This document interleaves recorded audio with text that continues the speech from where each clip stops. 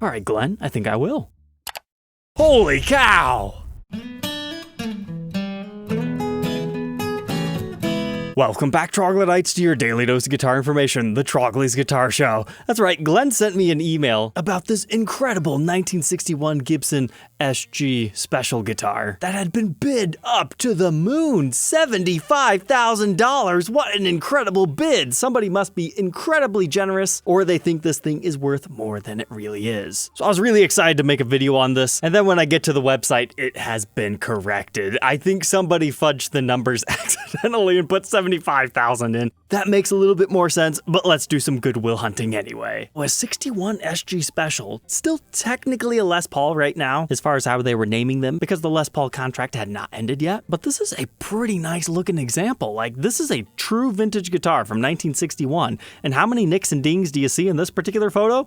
I really don't see much of anything. Even the plastics are incredibly clean, but it's still bending up, so you know it's vintage original. You flip over to the backside, okay, it's got a little bit of wear, but it doesn't look like you've got your common neck break or anything. What I noticed between both of these photos is the cherry aniline dies haven't faded too much either. We've got an original style soft case, but now we've got a fretboard shot. You can tell somebody liked to play on the high E strings, maybe a little bit of cowboy chords, but some light soloing work maybe, because you've got some fingernail divoting there. But my goodness, the Brazilian rosewood on that is incredibly streaky. Do you see all those ringy figures? You don't find that in rosewood all that often, at least not on guitars. The headstock doesn't appear to be in too bad a shape. We don't have any headstock cracks. Serial numbers still visible. This was an incredible donation to Goodwill. I would gladly document one in that condition. So let's see how they did in describing it. Stunningly beautiful, all original 61 SG Special. I wonder if they got this thing appraised, because they seem to know a lot about this. A lot more than usual anyways. So let's see how much this thing's worth. We'll go to reverb. We found the general year range here, but keep in mind the earlier years usually worth more. So further filtering it like this gives us some good comparison pieces. The 62, they want 10 grand. It was only listed 4 days ago. It's got a decent amount of watchers. The finish is definitely sun faded. It's been upgraded with an intonatable wrap tail piece. Somebody's put a Bigsby on it. It's got some nicks and dings. It's got a lot of wear and tear. Somebody's refretted it with giant railroad tracks. Doesn't look like we have any repairs, but the neck's really faded, as has the back, although not as much. And somebody's replaced our tuners.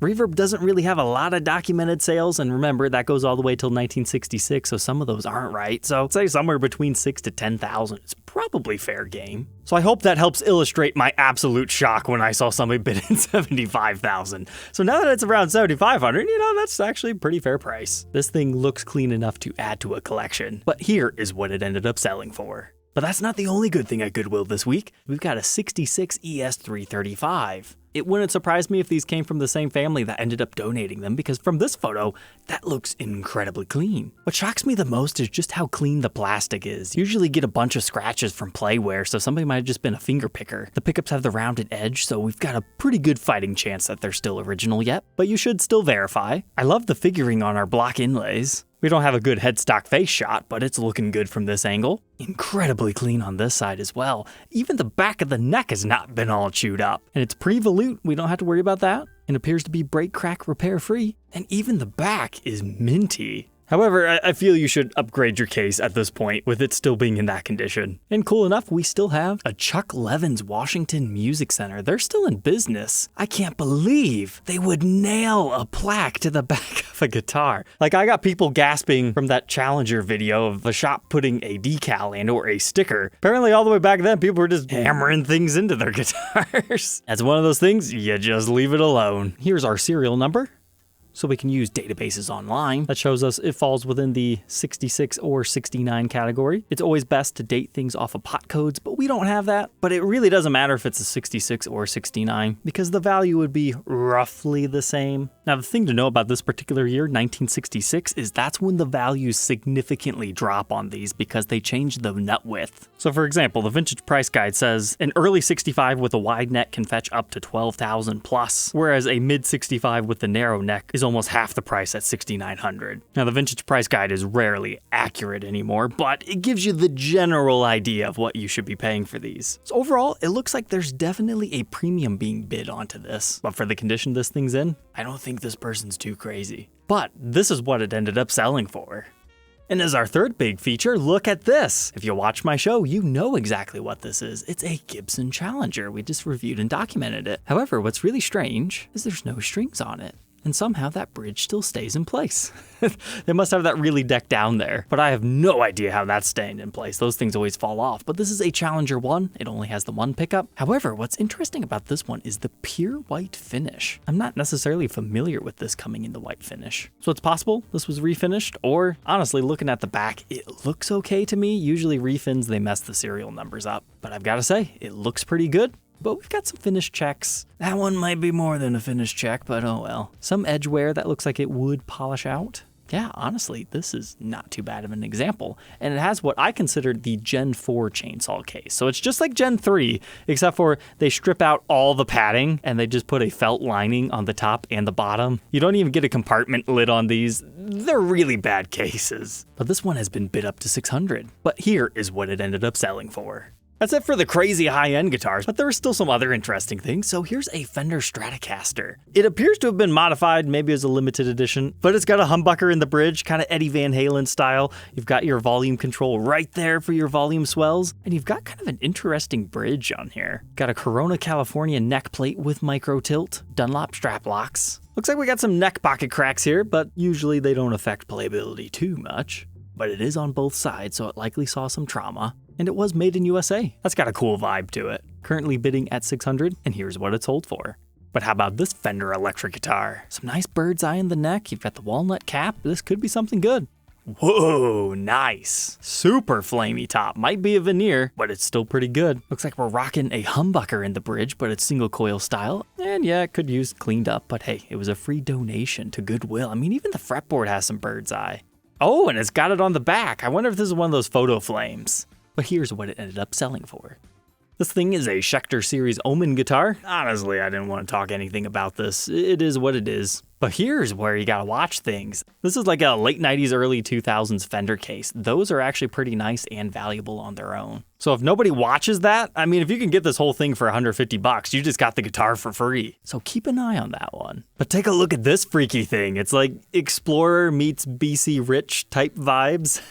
We've got blade style humbuckers in here. We've got a really thick bridge, string through style. Looks like master volume, master tone, 3-way toggle switch. Interesting inlays. It's a double slash forms the shape of a pyramid. And it's a set neck construction guitar with a massive comfort cut. What is this thing besides being slashed on the back? Okay, something Ibanez made. I'm not familiar with this. I didn't even see that earlier on. They have another black perloid material to form the triangle. And would you look at that, an extra binding stripe there. Cool. So they called it the Ibanez Ad 120 Arondite. Looks like there's a couple on Reverb right now for around $400. Oh, and that's cool. The 12th gets the double. But seeing as this one sat around for a month, and the fact that this one has a Fender hardshell case, I'd say that's going for a fair price. And this is what it ended up selling for. But now we've got an Epiphone Special Model. So this was my first introduction into the Gibson family of brands. It was called Special Model 2, and it had a 2 on it, and I haven't been able to find any other ones like that. It must have been a very small variation. But this one is in a beautiful sunburst finish. But the reason why I had to upgrade this guitar is I was really into Tom Morello at that time, and I needed independent volume and tone controls to do the scratchy kill switch effect. But that didn't stop me from installing a kill switch into that. Sold it for $100 in a grocery store parking lot one day. So if anybody happens to have a Epiphone Special 2 that you purchased out of the Northwest Ohio area that has a really bad kill switch installation job, please let me know. I'd like to buy that guitar back. And I'm not alone in those feelings, because look, people are bidding these up. They're fun for $100.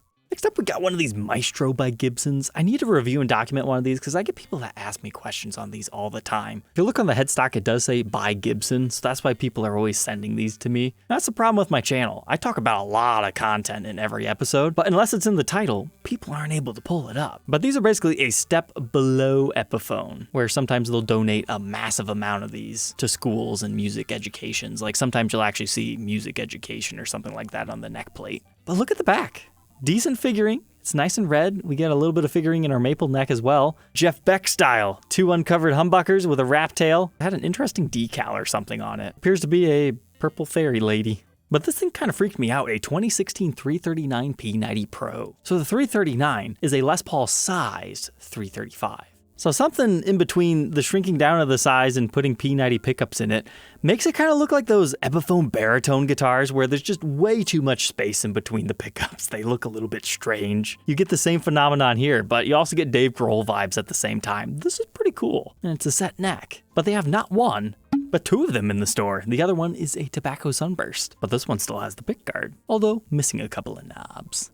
And hey, check this out, a Series 10. We just had one of these within the Trey Tuesday series. Yeah, that headstock, it's a little weird and goofy looking with the extra bump there. Looks like we're missing all of our locking nut segments. But wait till you see the finish. It's a purple Ride the Lightning Thunder stuff going on here. I wouldn't trust this Floyd Rose-esque device, but that finish is pretty cool. Apparently this was part of their professional series. And you got a gig bag. It's kind of cool for what it is. I enjoyed my Series 10, just not so much the stock pickups. But here's a really interesting model from Epiphone. Goodwill called this the PR5E. So Gibson had a Starburst model in the early 90s. It's memorable to me because look at these interesting inlays on the fretboard, a whole bunch of stars. It's a bit corny and not the best, but I love it that we have it on the headstock. I love fancy, unique headstock veneers. But it's also got the sharp Florentine cutaway, and you guessed it, more stars on your bridge. This kind of looks like a cheaper version of that, and I'm not going to pretend I know anything about this model, but it looks like it was made in Korea. This one appears to be in okay shape. Ooh, mother of pearl Epiphone logo, that's always nice. But look at this, parametric equalizer. Oh, and that's funny, Epiphonic 5. I love the rebranding stylization there. You don't even notice it says something different. But look at that, it's got high Z and low Z balanced XLR outputs. So that means you could record directly.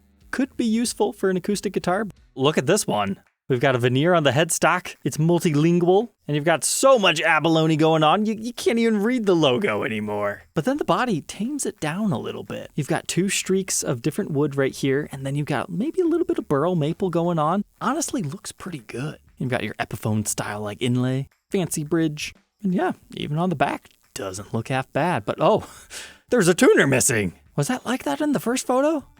Yes, it was. I was just blinded by literally everything else. Please let me know. Did you notice the missing tuner, or were you also too preoccupied with everything else? And then look at this thing, a Dave & Buster's guitar. These prize guitars, it kind of goes back to my story. I wanted to win one of these at Cedar Point because I saw a Stratocaster, or some sort of a guitar that had the 2 volumes. So I thought, oh, okay, since it has that, I should be able to do the Tom Morello kill switch effects. So I always thought it'd be a good idea to fulfill out that fantasy that I never got to do, go to Cedar Point as a video idea, win one of those guitars, bring it back, review it. Maybe we upgrade it, make it really cool. It's just that would be a very expensive video for a guitar that's probably worth $50. But somebody was really proud one day when they won that. We just talked about Dave Mustaine. Here's one of the Deans. Now that I have experience with the Kramer, it looks like it's got the same carves down here, but it's got a dramatic start to the carve right here. So that makes it a little bit different. But oh, that's a strange toggle switch. Not sure if that's factory or not. And yeah, probably more work than it's worth to clean that one up. Ooh, how does that even happen? I'm not too sure. But maybe it'll go for cheap and it'll be worth fixing. All right, Troglodytes, I hope you enjoyed tonight's episode. Don't forget to like, comment, and subscribe, and we'll catch you tomorrow on the next one. Take care.